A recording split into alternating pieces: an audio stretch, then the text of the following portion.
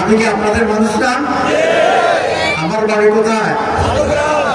14 গ্রাম তারাশাই।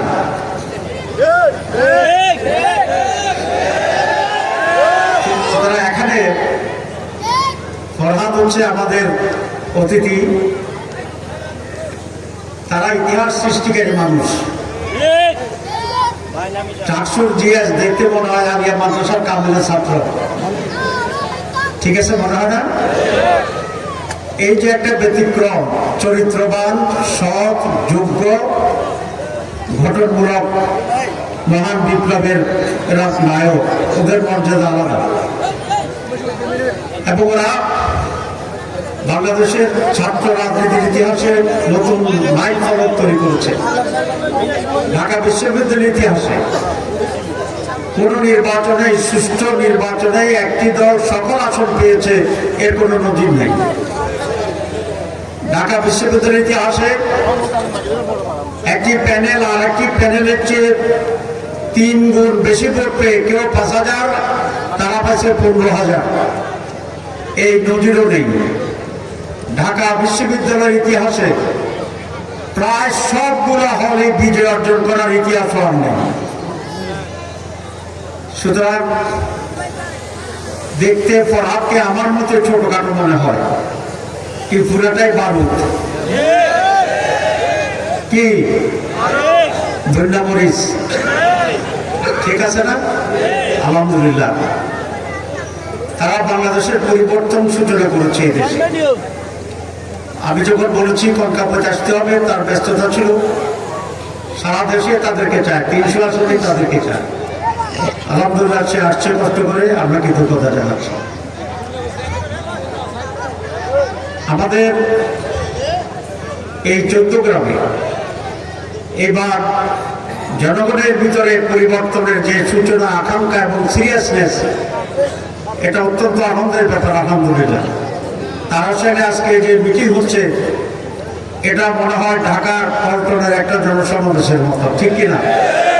চতুর্দিকে মানুষ, উপচে পড়া ভিড়। অতীতে এই চিত্র তারাশাইলে আর দেখা গেছে কিনা আমি জানি না। এটা একটা স্বতঃস্ফূর্ততা প্রমাণ করে। এটা শুধু আজকে তারাশাইল নয়, সারা বাংলাদেশ।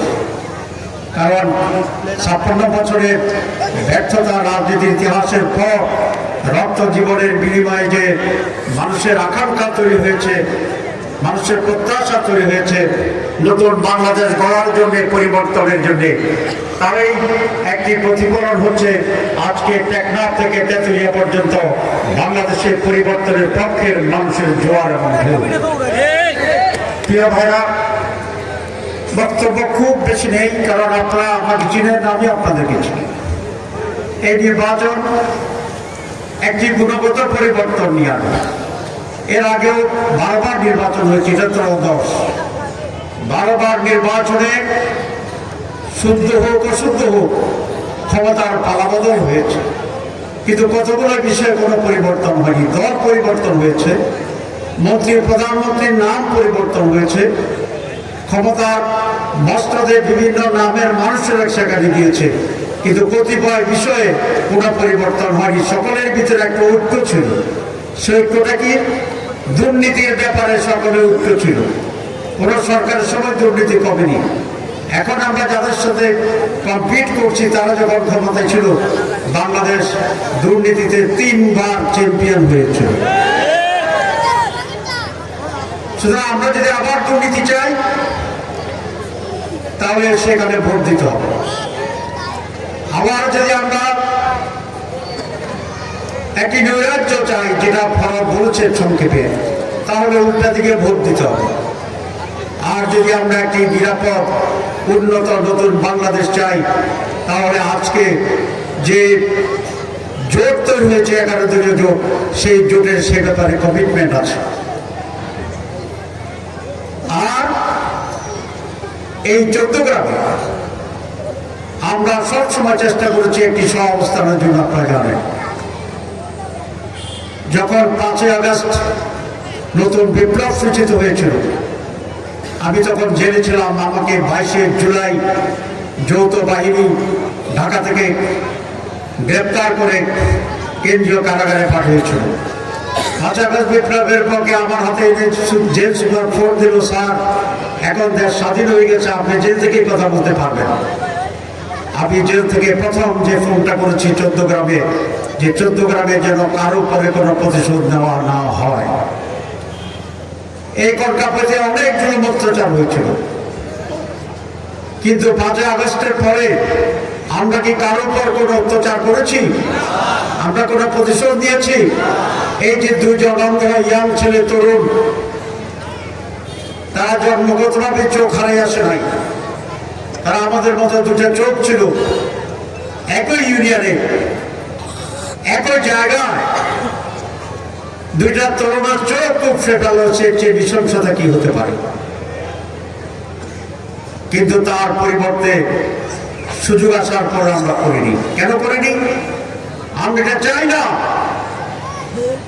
আপনার নৈরাজ্য চাই না, হত্যার রাজনীতি চাই না, খুনের রাজনীতি চাই না, দলে দলে হানাহানির রাজনীতি চাই না, চাঁদাবাজির রাজনীতি চাই না, দখলের রাজনীতি চাই না, জুলুমের রাজনীতি চাই না, বৈষম্যের রাজনীতি চাই না, অধিকারহীনতার রাজনীতি চাই না, ফ্যাসিবাদ চাই না, আধিপত্যবাদ চাই না।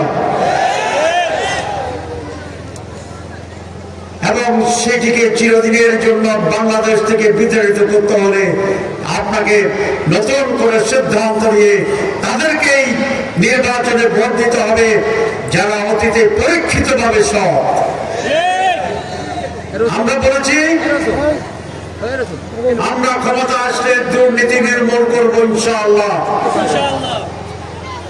এটা আমাদের ওয়াদা নয়, এটা আমাদের পরীক্ষিত সত্য। 44 জন মন্ত্রী ছিল, 2 জন জামাত ইসলামী, সেই 2 জনের কোনো দুর্নীতি খুঁজে পাওয়া যায় না। আমাদের প্রায় 62 জন এমপি ছিল বিভিন্ন সময়ে বিভিন্ন জায়গায়, কোন এমপির বিরুদ্ধে দুর্নীতির প্রমাণ করা সম্ভব হয় না। সুতরাং আমরা পরীক্ষা দিয়ে পাশ করেছি যে আমরা দুর্নীতিমুক্ত এবং সৎ সংগঠনের নাম বাংলাদেশ জামাত ইসলাম। এর মধ্যে জাতীয় ব্যাপার। 14 গ্রামেও আপনারা আমাকে চিনেন, আমি 91 সালে নির্বাচনের প্রথম অংশগ্রহণকারী, যখন আমার বয়স মাত্র 31 বছর। সেবারও 14 গ্রামের লোকেরা আমাকে বিপুল ভোট দিয়েছিলেন। আমি কিছু ভোটের ব্যবধানে সেকেন্ড হই।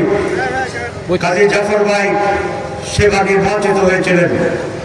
এরপর থেকে প্রতিটি নির্বাচনেই জনগণ আমাকে বেশি ভোট দিয়েছিল, কিন্তু কারচুপি এবং জোর জবরদস্তির কারণে সবসময় রেজাল্ট হয়নি।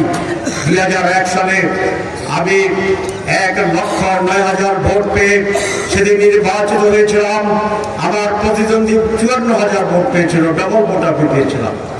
সেই সময় 14 গ্রামে কোনো খুনাখুনি হয়নি, কোনো হত্যার ঘটনা ঘটেনি, কারো বাড়িতে আগুন লাগানো হয়নি, কারো দোকান জোর করে দখল করা হয়নি, কোনো চাঁদাবাজির ট্যাক্স আমরা বসাইনি। এটা আপনারা সাক্ষী আছে। সুতরাং এর পরের ইতিহাস শুধু 14 গ্রামের নয়, বাংলাদেশে নির্বাচনের কোন ইতিহাস। দিনের পর আগের দিন রাতও হয়ে যাওয়ার ইতিহাস। নির্বাচনের আগেই নমিনেশন পেপারের সাবমিশনের সাথে সাথেই 154 জন বিনা প্রতিদ্বন্দ্বিতায় নির্বাচিত ঘোষণা করা হয়েছিল। এটাই ছিল বাংলাদেশ। সেটার পরিবর্তে, সেটার বিনিময়ে আজ আমরা এই পরিস্থিতি পেয়েছি যেখানে খুব মুক্তভাবে আজকে কথা বলতে পেরেছি। আমি তারাশাহীনবাসী, কনকাপুরবাসীর কাছে নিবেদন জানাবো, আসুন পরিবর্তনের সূচনার জন্যে, নতুন বাংলাদেশের জন্যে, নতুন 14 গ্রামের জন্যে আমরা আবার ঐক্যবদ্ধ হই। উন্নয়নের জন্য আপনাদের কিছু দাবি আছে এখানে দেখলাম। এক হচ্ছে গ্যাস। আপনাদের কাছে গ্যাসের লাইন আছে, কিন্তু এখানে গ্যাস আসে না, ঠিক কিনা? আপনাদের আগে কিছু বিদ্যুৎ বাকি আছে, আমরা অনেক বিদ্যুৎ দিয়েছিলাম সে সময়, এবং কয়েকটি সংযোগ সড়কের দাবি দেখলাম। আল্লাহ যদি বাঁচায়, আল্লাহর ইচ্ছায় সাহায্য এবং আপনাদের সহযোগিতা যদি এমপি নির্বাচিত হই, এই সমস্ত দাবি পূরণ করা মোটেই কঠিন হবে না ইনশাআল্লাহ। আমি একটা সুখবর দিতে চাই, আমি কিন্তু এখন এমপি না, আমি মন্ত্রীও নই, কিন্তু এখনকার আমার রাজনৈতিক পরিচয় এবং প্রভাবের মাধ্যমে আমি চৌদ্দগ্রামের জন্য 180 কোটি টাকার ডেভেলপমেন্ট প্রজেক্ট এদের মধ্যে পাস করিয়েছি আলহামদুলিল্লাহ। সরকারের ব্যবধানে কয়েকশো রাস্তা তৈরি হবে চৌদ্দগ্রামে, এমপি না হলেও হবে, কারণ সরকার থেকে এটা অনুমোদন করে দেওয়া হয়েছে। সুতরাং এমপি না হয়ে যদি দূর করার সুযোগ হয়, যদি আপনারা লিগেল রাইটস আমাকে দেন, আবার যদি উন্নয়নের সেই ছবি আমার হাতে আসে, তাহলে যে দাবি আপনারা করেছেন এর চেয়ে অনেক বেশি দাবি পূরণের সুযোগ হবে বলে আমি দৃঢ়ভাবে আস্থাশীল ইনশাআল্লাহ। শুধু কলকাতা ইউনিয়নে নয়, আমরা পুরো চৌদ্দগ্রামের 45 কিলোমিটার যে বর্ডার আছে, আমার চিন্তা হচ্ছে আমরা এটাকে একটা ইন্ডাস্ট্রিয়াল জোন হিসাবে অফিসিয়ালি ডিক্লার করব। এখানে ইন্ডাস্ট্রি গড়ে উঠবে, হাজার হাজার তরুণের শিক্ষিত মানুষের কর্মসংস্থান হবে, তার 50% লোকাল চৌদ্দগ্রাম থেকে নিতে হবে। এরকম একটি ক্লজ করে দেবো ইনশাআল্লাহ, যাতে চৌদ্দগ্রামে যুবকদের ভিতরে বেকারত্ব আর না থাকে। সুতরাং আসুন আমরা সকলে মিলে দলমত নির্বিশেষে আমরা ঐক্যবদ্ধ থাকি। আমি বিভিন্ন জায়গায় বলি, প্রত্যেকে এক দল করবে না, বিভিন্ন দলের লোক থাকবে, এটাই স্বাভাবিক, কিন্তু চৌদ্দগ্রামের উন্নয়নের জন্য দল আমার যাই থাকুক না কেন, আমরা উন্নয়নের সপক্ষে ঐক্যবদ্ধভাবে 12 তারিখে দাঁড়িপাল্লা মার্কায় ভোট দিয়ে জাতি এবং চৌদ্দগ্রামের মুক্তি সংগ্রামের এই পথকে আরো ত্বরান্বিত করব, এই আহ্বান জানিয়ে আমি আমার বক্তব্য শেষ করছি। সকল প্রকার অডিও ভিডিও বিজ্ঞাপনের জন্য যোগাযোগ করুন খবর চৌদ্দগ্রামে। ধন্যবাদ।